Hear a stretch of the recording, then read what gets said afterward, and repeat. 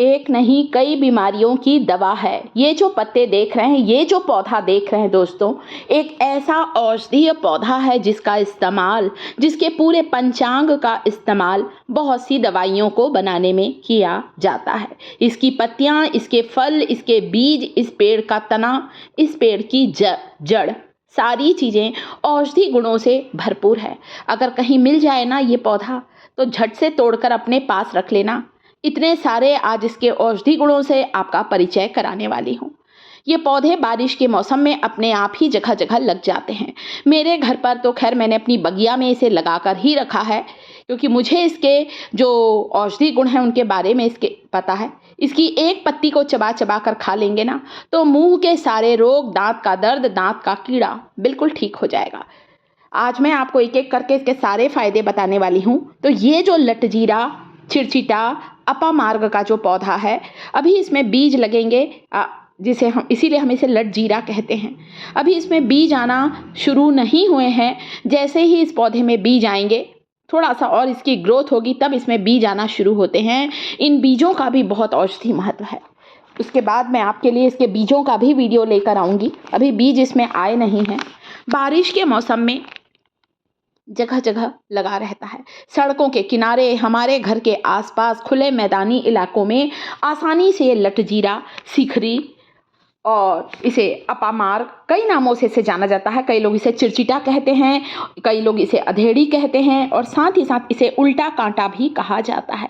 इसके जो बीज होते हैं ना, जब इस पौधे के पास से गुजरेंगे ना, तो इसके बीज आपके कपड़ों में फंस जाते हैं। इसीलिए इसे उल्टा कांटा भी कहा जाता है। आपके शहर में इस अपामार्ग के पौधे को, लटजीरा चिरचिटा को किस नाम से जानते हैं, कमेंट करके ज़रूर बताएं, ताकि हम सबको इसके और नए नाम के बारे में पता चल सके। इस्तेमाल करने से पहले अच्छी तरह से वॉश करें, धो लीजिए पत्तियों को, फिर इस्तेमाल करें। खासकर बारिश के मौसम में ही ये उगता है। गाँव में तो लोग क्या करते हैं दोस्तों, ये जब जगह जगह लगा रहता है ना, तो इसकी टहनियों को सुखा कर रख लेते हैं और इसकी डंडी, इसकी टहनी, या आप कह सकते हैं इसके स्टेम से दातून करते हैं। आपने नीम की दातून सुनी होगी, परंतु शायद आपको पता नहीं होगा कि अपामार्ग की टहनी से दातून करने से दांत के दर्द, दांत का कीड़ा, मसूड़ों की सूजन या मुंह के सारे रोग दूर होते हैं।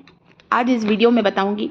शरीर में कहीं चर्बी वाली गठान है, तो उस गठान में इसकी पत्तियों को पीस कर उसका पेस्ट, उसका लेप लगा लीजिए।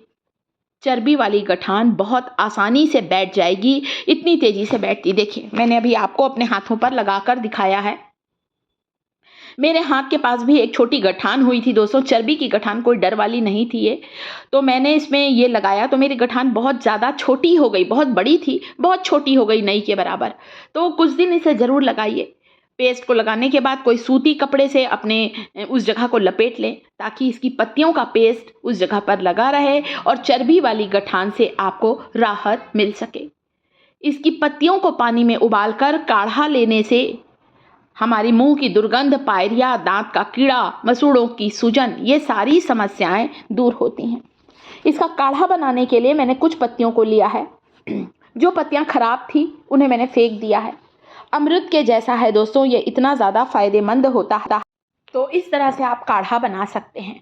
आपके शरीर में कहीं भी जो गठान है, चर्बी वाली गठान, जिसे कि इंग्लिश में हम लोग लिपोमा गार्ड कहते हैं, उस पर यदि आप इसका लेप लगाएंगे, इसका रस लगाएंगे, तो आपकी गठान कुछ ही दिनों में पिघल जाएगी बर्फ़ के जैसे, और बिल्कुल गठान गायब हो जाएगी। वैसे हमारे शरीर में कोई भी गठान होती है, थोड़ा सा हमें डर लगता है, आप डॉक्टर से परामर्श जरूर करें। परंतु इस तरह की चर्बी वाली गठान को ठीक करने के लिए अपामार्ग की पत्तियों का लेप लगाइए। 1 सप्ताह के अंदर आपकी गठान बिल्कुल ही गायब हो जाएगी, आपको पता नहीं चलेगा। जब हमारा मेटाबॉलिज्म खराब होता है, तो हमारे शरीर में फैट जमने लगता है और वह गठान का रूप ले लेता है। शरीर के किसी भी हिस्से की गठान को आसानी से ठीक कर सकते हैं इसकी पत्तियों का पेस्ट लगाकर। और इसके अलावा दोस्तों, इसके पत्तियों को पानी में उबालकर अगर आप इसे गरारे करेंगे ना, तो यकीन मानिए आपके सारे रोग दूर होंगे दोस्तों। मसूड़ों से खून आना, दांत का दर्द।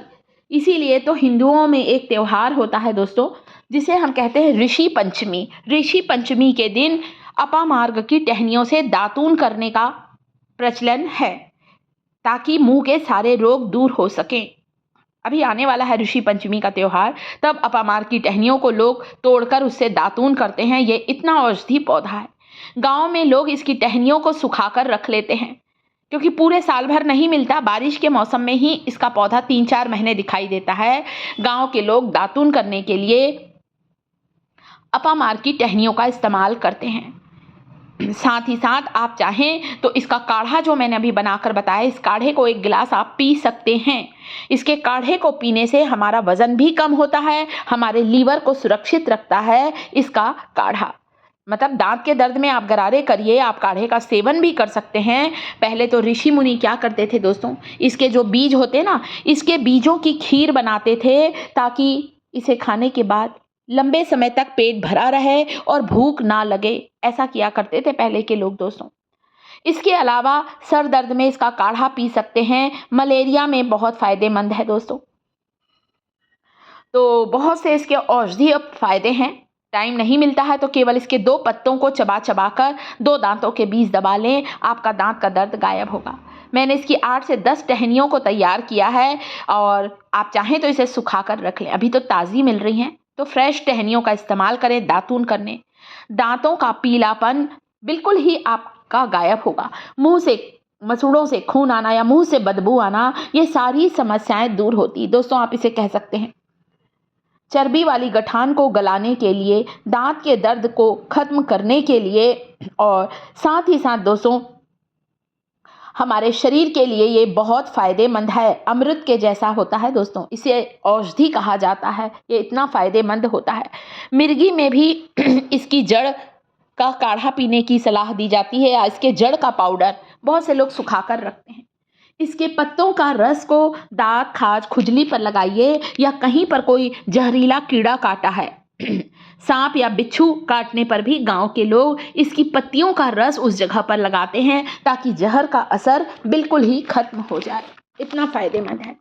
घाव पर लगाइए, दांत, खाज, खुजली पर लगाइए इसके रस को, आपको तुरंत ही फायदा मिलेगा। मतलब आप कह सकते हैं साइंस भी इसके एंटीबैक्टीरियल, एंटी फंगल गुणों को मानता है। सर्दी जुकाम में भी इसका काढ़ा ले सकते हैं। और साथ ही साथ बच्चों को अगर पेट में कीड़े हैं तो इसका काढ़ा दीजिए बच्चों को, तो बच्चों के पेट के कीड़े की समस्या बिल्कुल ही दूर होगी।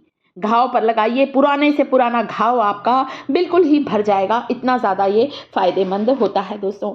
तो आयुर्वेद में त्वचा रोग में इसका बहुत ज़्यादा प्रयोग किया जाता है। परिवार को वीडियो कैसा लगा, अच्छा लगा है तो लाइक ज़रूर करिएगा और साथ ही कमेंट करके ज़रूर बताइए कि जानकारी कैसी लगी। वीडियो को लाइक कर दीजिएगा। शिखास किचन चैनल को सब्सक्राइब करें, कमेंट जरूर करें दोस्तों।